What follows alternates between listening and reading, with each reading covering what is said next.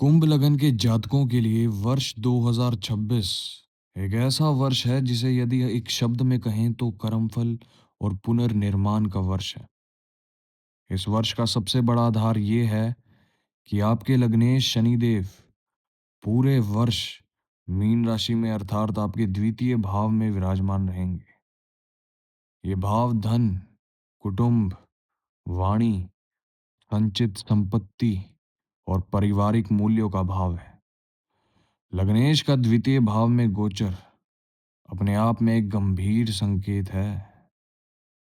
इसका अर्थ है कि इस वर्ष आपकी पहचान, आपका अस्तित्व, बहुत कुछ इस बात पर निर्भर करेगा कि आप अपने धन को कैसे संभालते हैं, अपने परिवार से कैसा संबंध रखते हैं और अपनी वाणी पर कितना संयम रख पाते हैं। इसके साथ ही राहु लगभग पूरे वर्ष 5 दिसंबर तक आपके लगन भाव अर्थात कुंभ राशि में ही बैठे रहेंगे। राहु का लगन में होना ये एक ऐसी स्थिति है जो व्यक्ति को बाहर से बहुत महत्वाकांक्षी, कभी कभी भ्रमित और भीतर से बेचैन बनाती है। आप इस वर्ष अपनी पहचान को लेकर बहुत सोचेंगे। मैं कौन हूं? मुझे क्या करना चाहिए? ये प्रश्न बार बार मन में उठेंगे। लेकिन राहु शतभिषा नक्षत्र में है, जो स्वयं राहु का नक्षत्र है। इसलिए राहु यहां अपनी पूरी शक्ति से काम करेगा। ये आपको तकनीकी, विदेश और अपरंपरागत मार्गों से सफलता दिला सकता है। बस शर्त इतनी है कि आप अनुशासित रहें। दूसरी ओर केतु सिंह राशि में आपके सप्तम भाव में है। सप्तम भाव विवाह, साझेदारी और सार्वजनिक संबंधों का भाव है। केतु का यहाँ होना वैवाहिक जीवन में एक प्रकार की विरक्ति, अलगाव की भावना या साथी से भावनात्मक दूरी का संकेत है। ये वर्ष रिश्तों में कार्मिक सफाई का वर्ष है। जो संबंध सत्य पर टिके हैं वो और मजबूत होंगे। जो केवल दिखावे पर टिके हैं उनमें कठिनाई आएगी। अब बृहस्पति जो कुंभ लगन के लिए द्वितीय और एकादश भाव के स्वामी हैं, ये वर्ष के पहले भाग में मिथुन राशि में आपके पंचम भाव में रहेंगे। फिर जून से अक्टूबर तक कर्क राशि में आपके छठे भाव, जहां वो उच्च के हो जाएंगे। और फिर अक्टूबर के अंत से सिंह राशि में आपके सप्तम भाव में गोचर करेंगे। गुरु का ये गोचर इस वर्ष की सबसे शुभ घटनाओं का कारक है। वर्ष का आरंभ एक मिश्रित ऊर्जा के साथ होता है। जनवरी में गुरु मिथुन राशि में आपके पंचम भाव में वक्री अवस्था में है।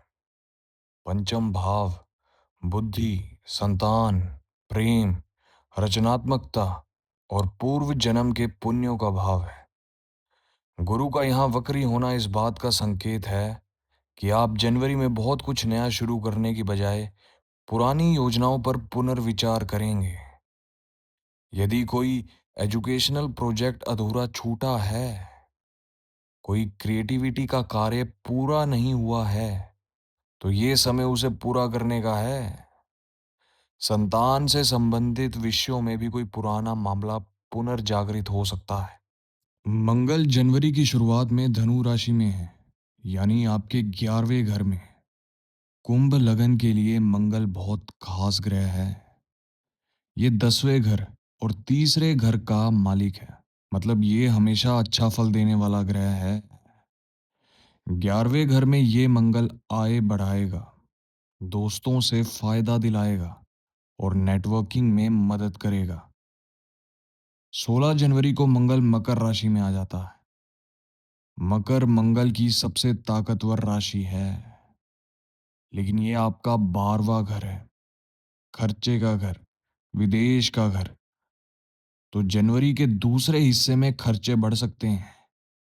विदेश जाने का मौका बन सकता है या फिर कोई हॉस्पिटल, आश्रम में जुड़ा काम आ सकता है। फरवरी इस साल का सबसे तेज और चौंकाने वाला महीना है। 17 फरवरी को सूर्य ग्रहण होता है कुंभ राशि में, यानी आपके लगन में। सूर्य कुंभ लगन के लिए 7वें घर का मालिक है। जब शादी का मालिक ग्रह आपके लगन में ग्रहण से पीड़ित हो तो इसका मतलब है रिश्ते में एक बड़ा रीसेट बटन दबने वाला है।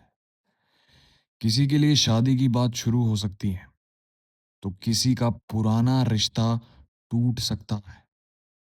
ग्रहण के 10 दिन पहले और 10 दिन बाद कोई बड़ा फैसला मत लो। 23 फरवरी को मंगल कुंभ राशि में आ जाता है, सीधे आपके लगन में। और यहाँ पहले से राहु बैठा है। मंगल और राहु का एक साथ, इसे ज्योतिष में अंगारक योग कहते हैं। सीधी भाषा में ये एक बम जैसा योग है।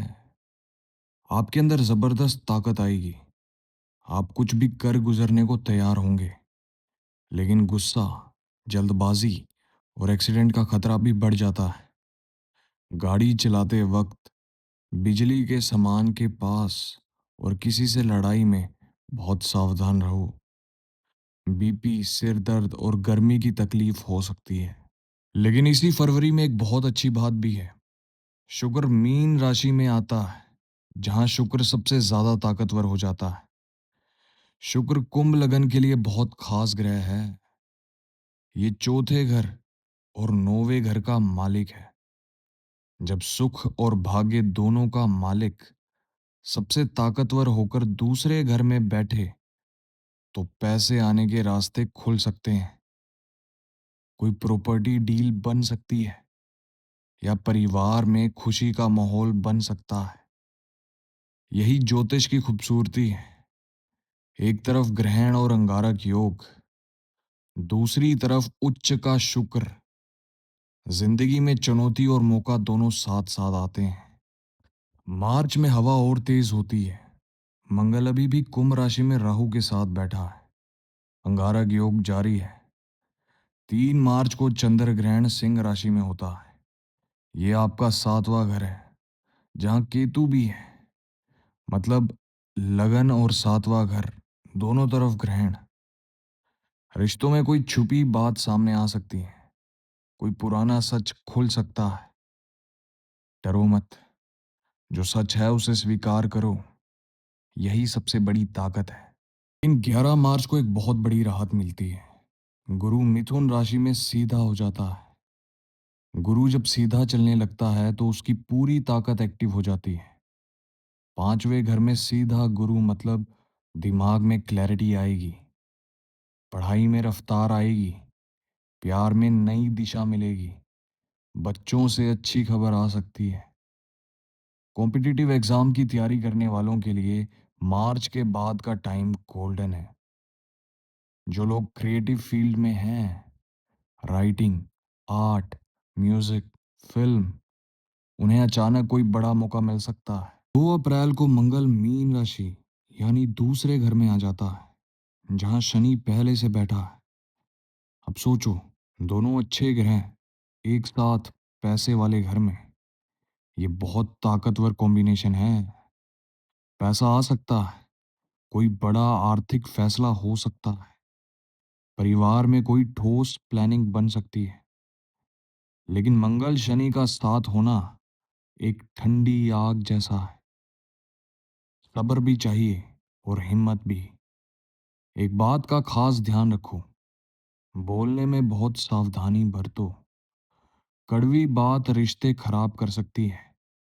और शनि मंगल दूसरे घर में, वाणी पर कंट्रोल ना रखा तो भारी नुकसान हो सकता है। गुरु अभी भी 5वें घर में सीधा चल रहा है, पूरी ताकत से फल दे रहा है।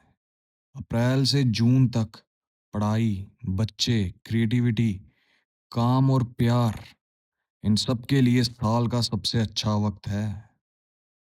अगर शेयर मार्केट में इन्वेस्टमेंट करनी है तो गुरु की मेहरबानी है।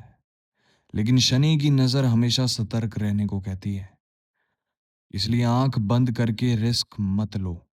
11 मई को मंगल मेष राशि में आ जाता है, और ये आपका तीसरा घर है। तीसरा घर हिम्मत का है, छोटी ट्रैवल का है, लिखने बोलने का है, कम्युनिकेशन का है, और छोटे भाई बहनों का है। मंगल तीसरे घर में सबसे अच्छा माना जाता है, और वो भी अपनी ही राशि में। ये वक्त जबरदस्त हिम्मत, नई शुरुआत और आत्मविश्वास का है। अगर कोई नया बिजनेस शुरू करना है, कोई किताब लिखनी है, यूट्यूब चैनल या व्लॉग शुरू करना है, फ्रीलैंसिंग में उतरना है, तो मई आपका महीना है। हिम्मत करो, मंगल साथ में है। और अब सबसे बड़ी खबर, 2 जून को गुरु कर्क राशि में चला जाता है। कर्क राशि गुरु की सबसे ताकतवर राशि है। जब गुरु उच्च का होता है तो उसकी ताकत कई गुना बढ़ जाती है। कुंभ लगन से कर्क राशि छठा घर है। छठा घर दुश्मनों का है, बीमारी का है, कर्ज का है और कंपटीशन का है। उच्च का गुरु छठे में, दुश्मनों पर जीत, बीमारी से छुटकारा, कर्ज का खात्मा और कॉम्पिटिटिव एग्जाम में शानदार सफलता देगा। नौकरी ढूंढने वालों के लिए जून से अक्टूबर गोल्डन टाइम है। ड्रीम जॉब मिल सकती है। जून इस साल का सबसे पावरफुल टर्निंग पॉइंट है। उच्च का गुरु अब छठे घर में पूरी ताकत से काम कर रहा है। छठे घर में उच्च का गुरु एक खास तरह का फल देता है। ज्योतिष में इसे विपरीत राजयोग जैसा माना जाता है। मतलब मुसीबतों से ही सफलता निकलेगी। ऑफिस में कोई मुश्किल प्रोजेक्ट मिलेगा, लेकिन उसे पूरा करने पर जो इज्जत और प्रमोशन मिलेगी वो यादगार होगी। कोर्ट कचहरी के मामलों में अनुकूल फैसला आ सकता है। 21 जून को मंगल वृषभ राशि में आ जाता है। मंगल चौथे घर में थोड़ा तकलीफ देह माना जाता है। घर में कोई मरम्मत का काम आ सकता है। गाड़ी में खराबी हो सकती है या माँ की सेहत की चिंता हो सकती है। जमीन जायदाद का कोई झगड़ा उठ सकता है। गुरु छठे घर से 10वें घर पर नजर डाल रहा है। करियर में तरक्की का रास्ता खुल रहा है। साथ ही गुरु की नजर 12वें घर पर भी है। विदेश से कमाई या विदेशी कनेक्शन से फायदा हो सकता है। जुलाई अगस्त ये 2 महीने साल के सबसे प्रोडक्टिव हैं। उच्च गुरु छठे घर में पूरी ताकत से काम कर रहा है। दुश्मन दबे हैं, सेहत सुधर रही है, काम की क्वालिटी बढ़ रही है। लेकिन 27 जुलाई को शनि उल्टा चलने लगता है मीन राशि में, यानी वक्री हो जाते हैं।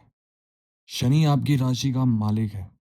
जब मालिक उल्टा चले तो बाहर की दुनिया में चीजें धीमी हो जाती हैं। जो प्रमोशन आने वाला था वो रुक सकता है। जो डील होने वाली थी वो लटक सकती है।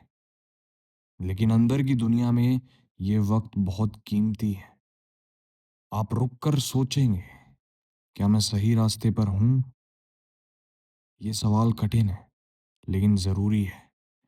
शनि वक्री का मतलब रुकावट नहीं, बल्कि आत्म मंथन है। और यही सबसे बड़ी ताकत बनेगा। 2 अगस्त को मंगल मिथुन राशि में आ जाता है। 5वें में मंगल यानी दिमाग तेज होता है, लेकिन बच्चों या प्यार के मामले में झगड़ा हो सकता है। शेयर मार्केट में जल्दबाजी मत करो। 3 अगस्त के आसपास राहु शतभिषा से निकलकर धनिष्ठा नक्षत्र में आ जाता है। धनिष्ठा मंगल का नक्षत्र है। राहु अब मंगल की एनर्जी से चार्ज होकर और ज्यादा एम्बिशियस, एग्रेसिव और गोल ओरिएंटेड बनेगा। पैसा, प्रॉपर्टी और मटेरियल सक्सेस के लिए अच्छा साइन है, लेकिन घमंड और जल्दबाजी से बचना बहुत जरूरी है। सितंबर में एक बड़ा बदलाव आता है। 18 सितंबर को मंगल कर्क राशि यानी आपके छठे घर में आता है। कर्क मंगल की सबसे कमजोर राशि है। योग कारक मंगल का कमजोर होना सेहत पर ध्यान देना है, खासकर पेट, एसिडिटी और खून से जुड़ी दिक्कत पर। ऑफिस में किसी कलीग से बहस हो सकती है या कोई प्रतिद्वंदी एक्टिव हो सकता है। लेकिन उच्च गुरु भी इसी घर में है, मतलब लड़ाई होगी लेकिन जीत आपकी होगी। गुरु ढाल है, मंगल तलवार है। भले ही तलवार कमजोर हो, ढाल मजबूत है। अब आता है अक्टूबर का आखिरी हफ्ता, साल का एक और बड़ा मोड़। 30 31 अक्टूबर को गुरु सिंह राशि में चला जाता है। सातवां घर, शादी, पार्टनरशिप, बिजनेस पार्टनर। गुरु कुंभ लगन के लिए पैसा और फायदा देने वाला ग्रह। जब ये सातवें घर में आए तो शादी से पैसा, पार्टनरशिप से फायदा या पति पत्नी की वजह से इज्जत बढ़ सकती है। जो लोग अभी तक अविवाहित हैं उनके लिए अक्टूबर नवंबर रिश्ता तय होना या शादी की बात पक्की होने का शानदार वक्त है। लेकिन एक बात ध्यान रखो, सिंह में केतु भी है और गुरु केतु साथ में गुरु चंडाल योग बनाते हैं। इसका मतलब है शादी या पार्टनरशिप में कुछ अनोखा, अप्रत्याशित या विवाद हो सकता है। कोई भी बड़ा फैसला सोच समझ कर लेना। नवंबर कार्मिक ऊर्जा का चरम बिंदु है। 12 नवंबर को मंगल सिंह राशि में आ जाता है। अब सातवें घर में गुरु, केतु और मंगल, तीन ग्रह एक साथ, इतनी ताकत एक जगह। रिश्ते या तो बहुत गहरे बनेंगे या बहुत तनावपूर्ण। बिजनेस पार्टनरशिप में अचानक बदलाव आ सकता है। कोई नया पार्टनर आ सकता है या पुराना छूट सकता है। कोर्ट कचहरी में भी ये वक्त फैसले का है। और फिर आता है 25-26 नवंबर, साल का सबसे बड़ा कार्मिक बदलाव। राहु मकर राशि में आपके 12वें घर में और केतु कर्क राशि में आपके छठे घर में चले जाते हैं। अब तक राहु केतु पहले और सातवें घर में थे। पहचान और रिश्तों पर प्रेशर था, लेकिन अब वो 12वें और छठे घर में आ गए। खर्चे, विदेश और दुश्मन रोग पर फोकस है। राहु 12वें घर में, विदेश जाने का मौका, आध्यात्मिक जागृति और अवचेतन मन में गहरा बदलाव। अगर विदेश में जॉब या सेटलमेंट चाहते हो, राहु 12वें में आपका सबसे बड़ा सपोर्टर है। लेकिन बेवजह खर्चे और नींद की परेशानी भी हो सकती है। केतु छठे में, ये बहुत अच्छी पोजीशन है। दुश्मनों का नाश, बीमारी से राहत और कर्ज से छुटकारा। ये फायदा अगले 1.5 साल तक चलेगा। दिसंबर साल का आखिरी चैप्टर है, लेकिन एक नई कहानी की शुरुआत भी। 11 दिसंबर को शनि मीन राशि में मार्गी हो जाते हैं। लग्नेश का सीधा होना एक बड़ी राहत है। जो भी काम जुलाई से रुके हुए थे, अब आगे बढ़ सकते हैं। पैसों के मामले में रफ्तार आती है। घर का माहौल सुधरता है और दिमाग में क्लैरिटी आती है। 13 दिसंबर को गुरु सिंह में उल्टा यानी वक्री हो जाते हैं। सातवें घर में वक्री मतलब शादी या पार्टनरशिप में जो भी नया शुरू हुआ था उसका रिव्यू होगा। क्या ये सही फैसला था? राहु अब मकर, 12वें घर में धनिष्ठा नक्षत्र में है। विदेश से जुड़ी प्लानिंग तेज हो रही है। साल के अंत तक आपको खुद ही महसूस होगा कि 2026 ने आपको एक पूरी तरह अलग इंसान बना दिया है। ज्यादा समझदार, ज्यादा मजबूत। अब हम बात करते हैं महिलाओं की। जनवरी में गृहिणी और शादीशुदा महिलाओं के लिए ये समय घर की व्यवस्था संभालने का है। शनि दूसरे घर में है। खाने पीने की आदतें और घर का बजट, इन सब पर ध्यान देना पड़ेगा। आपको लगेगा कि सारी जिम्मेदारी आप पर आ गई है। बच्चों की पढ़ाई, पति का काम, घर का खर्चा। लेकिन गुरु 5वें घर से आशीर्वाद दे रहा है। बच्चों से जुड़ी कोई अच्छी खबर मिल सकती है या कोई पुरानी मन्नत पूरी हो सकती है। फरवरी शादीशुदा महिलाओं के लिए भावनात्मक रूप से सबसे मुश्किल लेकिन बदलाव लाने वाला महीना है। ग्रहण आपके लगन में है। आपकी अपनी पहचान, सेहत और लुक में कुछ बड़ा बदलाव हो सकता है।